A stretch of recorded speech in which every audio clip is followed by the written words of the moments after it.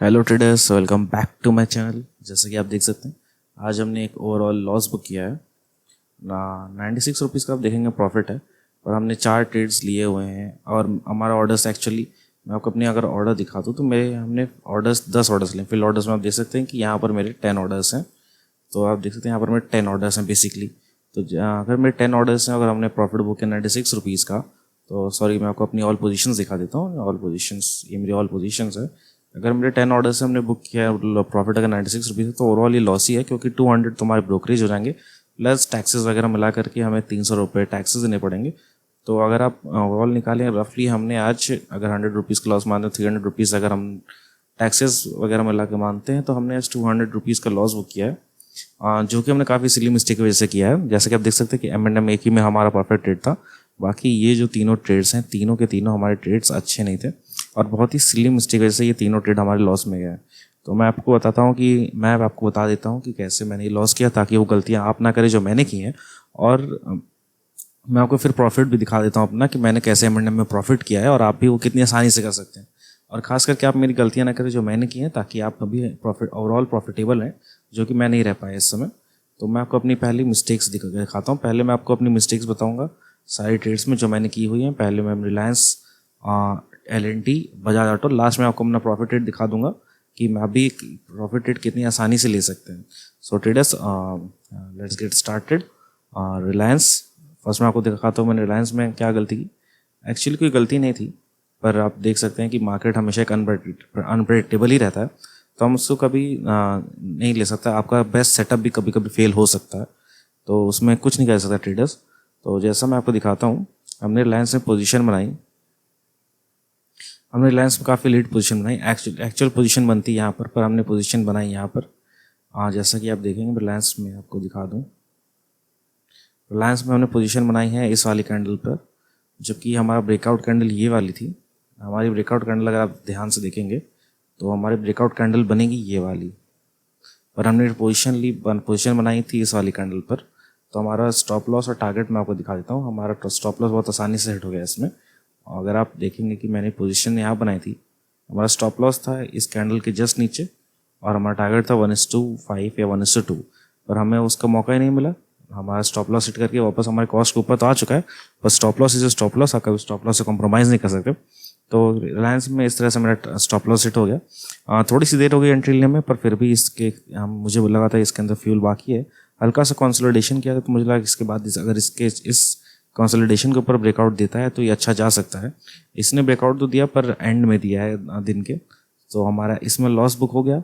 जैसे आप देख सकते हैं, एंट्री थोड़ी लेट में हुई और बाकी मेन मिस्टेक्स भी थी हमारी, पर इसमें हमने लॉस बुक किया है। It's a part of game.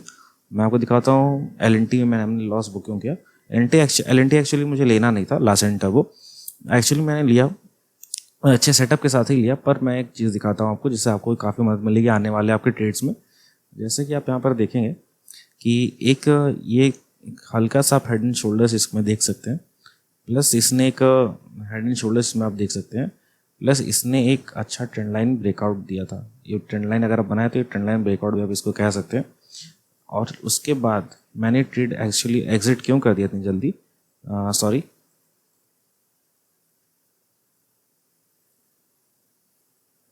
मैंने ये ट्रेड एग्जिट क्यों कर दिया इतनी जल्दी। जैसा कि आप यहाँ पर देखेंगे कि एक ये लगातार स्ट्रेच किया हुआ था, यहाँ पर इसने पूरा स्ट्रेच मारा हुआ था, और ये स्ट्रेच मार के इसने यहाँ पर ब्रेकआउट दिया है। जैसा आप देख सकते हैं, एक स्ट्रॉन्ग कैंडल पे इसने ब्रेकआउट दिया है।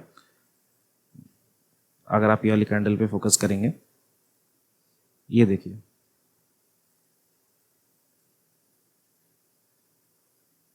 ये इसने एक स्ट्रॉन्ग कैंडल पे ब्रेकआउट दिया है। पर हम यहाँ पर मैंने एंट्री यहाँ पर ली थी, पर मैंने इसी कैंडल पे एग्जिट कर दिया। जैसे कि आप देखेंगे, सॉरी, L&T में अगेन सॉरी, जैसे कि आप देखेंगे L&T में इसी कैंडल पे यहाँ पर आप देख सकते हैं मैंने सेल किया और बाय भी कर दिया। इसी कैंडल पे मैंने क्लोज कर दिया, क्योंकि मैंने अपनी मिस्टेक रियलाइज की कि यहाँ पर अगर आप इतने स्ट्रेच स्टॉक को अगर आप बाय या सेल करेंगे, तो कहीं ना कहीं एक सेलिंग प्रेशर आ जाएगा, रिट्रेसमेंट आ जाएगा, जिससे आपका स्टॉप लॉस हिट हो सकता है, जो कि मैं सही था। मैंने अगर यहाँ पर पोजीशन, जैसा अगर आप देख सकते हैं कि अगर मैंने यहाँ पर पोजीशन बना ली होती, एक शॉर्ट पोजीशन मान लीजिए, यहाँ पर एक शॉर्ट पोजीशन मैंने बनाई होती, मेरा स्टॉप लॉस बेसिकली इस कैंडल के ऊपर रहता और मैं टारगेट 1:2 या 1:5 के रिस्क रिवॉर्ड में रेशियो में रहता है, पर वो मैटर नहीं करता है। जैसा कि आप यहाँ पर देखेंगे, मैं क्लियर कर देता हूँ इसे। जैसे कि आप यहाँ पर देखेंगे कि यहाँ पर हमारा स्टॉप लॉस बहुत आसानी से हिट हो चुका था, बिकॉज ये स्टॉक अल्टीमेटली स्ट्रेच बहुत हो ज़्यादा हो चुका था। और कोई भी स्ट्रेच, आप ये जानते हैं कि स्टॉक मार्केट में कोई भी स्टॉक ऐसे सीधी लाइन में रिट्रेसमेंट ऐसे फॉल नहीं कर सकता ना, ऐसी सीधी लाइन में उठ सकता है। आप ये तो हमेशा, ये बहुत बेसिक है। तो अगर आप देखेंगे कि अब अगर आप इस यहाँ पर एक पोजीशन ले लेते तो आपका टारगेट, अगर आप यहाँ पर एक पोजीशन ले लेते तो आपका टारगेट होता यहाँ कहीं, ठीक है। लेकिन आप खुद भी जानते हैं कि ये मार्केट कभी एक स्ट्रेट लाइन में ऐसे मोमेंटम जाएगा ही नहीं। ये यहाँ जाएगा, थोड़ा रिट्रेसमेंट करेगा, फिर नीचे जाएगा, थोड़ा रिट्रेसमेंट करेगा, फिर नीचे जाएगा। तो अगर आप यहाँ पर ध्यान से देखें कि पहले जब स्टॉक इतना ज़्यादा स्ट्रेच हो चुका है तो कोई लॉजिक नहीं बनता उसे शॉर्ट करने का, लगातार वो सीधे यहाँ पर आ जाए, क्योंकि कोई भी स्टॉक एक सीधी लाइन में ना फॉल कर सकता है ना ऊपर जा सकता है। तो अगर आप यहाँ पर देखेंगे कि यहाँ पर एक स्ट्रेट लाइन में फॉल आया लगभग बिना रिट्रेसमेंट के, तो इसका एक रिट्रेसमेंट पेंडिंग था। तो अगर आप कभी भी एक स्ट्रेच स्टॉक पे शॉर्ट पोजीशन या बाई पोजीशन बनाते हैं तो आपको ऐसे स्टॉक पे पहले रिट्रेसमेंट का वेट करना चाहिए। जैसे ये एक रिट्रेसमेंट आया और यहाँ पर इसने फिर इस कैंडल ने यहाँ पर इसका ब्रेक डाउन किया, तो आप यहाँ पर चाहें तो इस स्टॉक में दोबारा एंट्री ले सकते हैं। भले यहाँ पर टाइम खत्म हो गया, पर आप किसी भी स्टॉक में अगर जाएंगे तो अगर आप पहले बिना रिट्रेसमेंट उसमें उसके बिना उस स्टॉक के किसी रिट्रेसमेंट के ट्रेड ले लेते हैं तो आपका ही लॉस होगा, क्योंकि कोई भी स्टॉक बिना रिट्रेसमेंट के नहीं चल सकता। और ये अगर ये सीधे फॉल दिखा रहा है तो इसमें एक रिट्रेसमेंट ड्यू है जो कि आ जाएगा कभी भी, और आपका वो रिट्रेसमेंट का स्टॉप लॉस भी हिट कर सकता है। तो ये बेसिक ये तो इसलिए मैंने अपना एल का स्टॉप लॉस, एल में इसलिए मेरा स्टॉप लॉस हिट हो गया। बाकी मैं आपको दिखाता हूँ कि मैंने तीसरे स्टॉक जो कि बजाज ऑटो है, इसे मैंने एक बहुत सिली मिस्टेक की जो कि नहीं करनी चाहिए थी। जैसे कि आप बजाज ऑटो में यहाँ पर देखेंगे, यहाँ पर आपको दिखाएगा बजाज ऑटो। जैसे बजाज ऑटो में देखेंगे कि शुरुआत से एक ट्रेंडिंग से था सुबह में, जैसा कि आप देख सकते हैं कि जैसा आप खुद भी जानते होंगे कि जो ऑटो सेक्टर बहुत स्ट्रॉन्ग अप ट्रेंड में था, जो कि निफ्टी को ऊपर लेके जा रहा था, क्योंकि ऑटो सेक्टर भी काफ़ी हैवी वेट है निफ्टी में।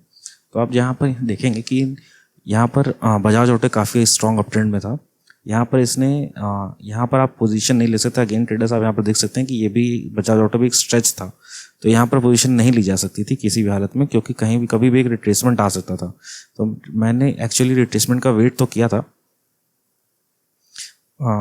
एक सेकंड, एक्चुअली मैंने रिट्रेसमेंट का वेट तो किया था। ये थोड़ा सा रिट्रेसमेंट आया और जैसे ही ये अच्छी वॉल्यूम कैंडल बनी, जैसे कि आप यहाँ पर देख सकते हैं वॉल्यूम भी अच्छा हुआ है इस कैंडल में।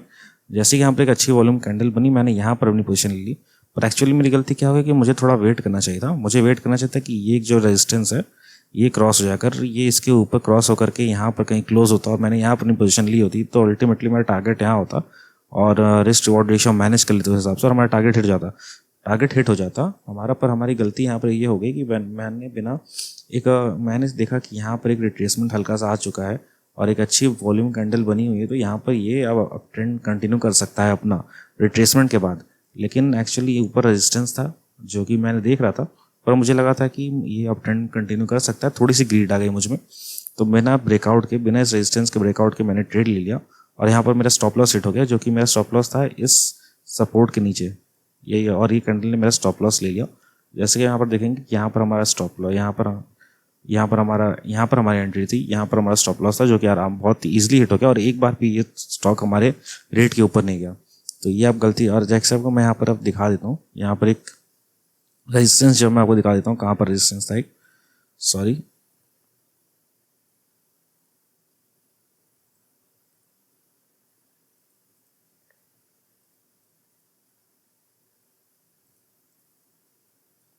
जैसे आप देख सकते हैं ट्रेडर्स, यहाँ पर एक रेजिस्टेंस था, काफ़ी अच्छा रेजिस्टेंस था, क्योंकि आप देख सकते हैं इस विक से आपको पता चल जाएगा कि कितने स्ट्रॉन्ग सेलर्स यहाँ पर बैठे हुए हैं। और एक्चुअली मैंने रेजिस्टेंस ड्रॉ किया हुआ था, पर बिना उस रेजिस्टेंस के ब्रेकआउट के मैंने ट्रेड ले लिया। अगर इस रेजिस्टेंस को क्रॉस कर देता और यहाँ पर कहीं इस रेजिस्टेंस के ऊपर क्लोज करता तो हमारा ये टारगेट बहुत ईजिली हिट हो जाता। पर ठीक है traders, data part of game, हमेशा सही नहीं हो सकते, आपने कुछ ना कुछ गलतियाँ हमेशा करेंगे ही। तो इससे आपको रिट्रेट या फ्रस्ट्रेट नहीं होना है, आपको हमेशा लॉन्ग टर्म के बारे में सोचना है। अगर आप लॉन्ग टर्म प्रॉफिटेबल होते हैं तो ट्रेडिंग कोई आप 1-2 दिन के लिए नहीं कर रहे, आप हमेशा के लिए कर रहे हैं। तो आपको छोटी छोटी मिस्टेक से डिमोटिवेट नहीं होना है, ये छोटी मिस्टेक्स आप हमेशा करते रहेंगे।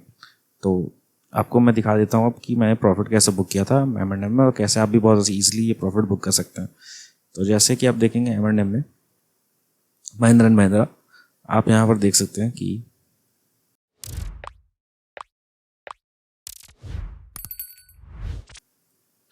मैंने पोजीशन ली थी इस वाले रेजिस्टेंस से क्रॉस होने के बाद, जो कि बहुत अच्छा रेजिस्टेंस था। उसके ऊपर इसने ब्रेकआउट के बाद क्लोजिंग दी है। जैसा कि आप देखेंगे कि एक बार इसने इस रेजिस्टेंस से रिएक्ट करके नीचे चला गया था, फिर उसने धीरे धीरे करके एक प्राइस एक्शन बना करके, अगर आप 5 मिनट टाइम फ्रेम पे जाएंगे, आपको 5 मिनट टाइम फ्रेम दिखाता हूँ। जैसे कि आप 5 मिनट टाइम फ्रेम पे जाएंगे तो आप देख सकते हैं कि एक अच्छा प्राइस एक्शन बन रहा था। लोअर ट्रेंड लाइन अपर ट्रेंड लाइन कनेक्ट करेंगे तो, और यहाँ पर इसने ब्रेकआउट दिया। 15 मिनट टाइम फ्रेम में दोबारा जाता हूँ, मैंने आपको इसे प्राइस एक्शन दिखाने के लिए 5 मिनट टाइम फ्रेम पे ले गया था। आप जैसे कि देख सकते हैं कि 5 मिनट टाइम फ्रेम में 15 मिनट टाइम फ्रेम में यहाँ पर इसने अच्छा ब्रेकआउट दिया है। और ये देख सकते हैं यहाँ पर इतना अच्छा ब्रेकआउट दिया हुआ है। और इस ब्रेकआउट के बाद मैंने यहाँ पर पोजीशन बना ली थी, यहाँ पर पोजीशन बनाई थी मैंने।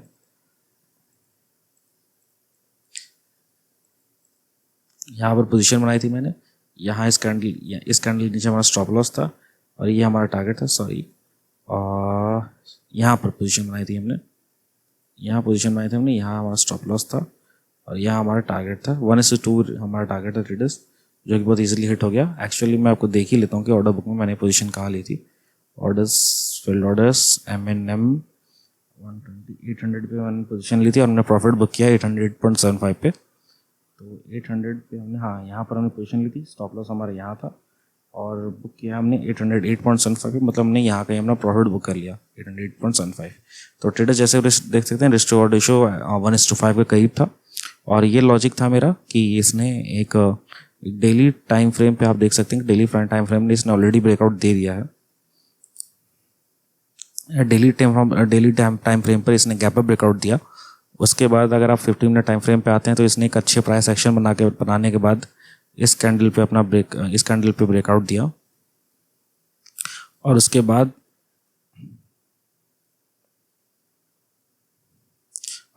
इस कैंडल पे ब्रेकआउट देने के बाद इसने अच्छा मोमेंटम दिखाया। एक्चुअली मेरा टारगेट यहाँ था, पर 1:1:1:1:1.5 मुझे अपना टारगेट रखना था, क्योंकि इस ट्रेड में उतना श्योर नहीं था। एक्चुअली हमने इस ट्रेड में मैंने अपनी रिस्क एपेटाइट फॉलो भी नहीं की। मैंने 500 की रिस्क ली थी। एक्चुअली अगर मैं 1000 की रिस्क लेता तो 2000 में मेरा प्रॉफिट होता, तो यहाँ पर आज 1096 रुपीज़ होते। पर ठीक है ट्रेडर्स, मैं अपना कॉन्फिडेंट था इसलिए मैंने 500 की रिस्क ली थी। That's okay, that's not a issue. तो ये था ट्रेडर्स मेरे 4 लॉजिक, मेरे 4 ट्रेड्स के पीछे। उम्मीद है आपको कुछ समझ में आएगा, कुछ सीखने को मिला होगा कि मैंने आज कैसे क्या किया था, कैसे लॉस बुक किया, कैसे प्रॉफिट किया था। और जैसा कि आप यहाँ पर एक और चीज़ देख सकते हैं बहुत इंटरेस्टिंग, कि मैंने 3 ट्रेड्स भले लिए थे, लेकिन मेरा एक प्रॉफिट ट्रेड मेरे 3 लॉस ट्रेड्स से ज़्यादा बड़ा था।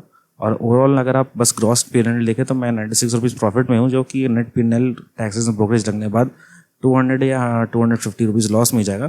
पर अगर आप भी ऐसा रिस्क रिवॉर्ड रेशियो मेंटेन रखें कि आपका आर रेशियो हमेशा ज़्यादा हो, तो आप भले ही अगर आप लॉन्ग टर्म में देखेंगे तो आप भले ही एक ट्रेड हारेंगे और एक ट्रेड जीतेंगे और 3 ट्रेड हारेंगे, फिर भी आप ओवरऑल प्रॉफिट में रहेंगे लॉन्ग टर्म में।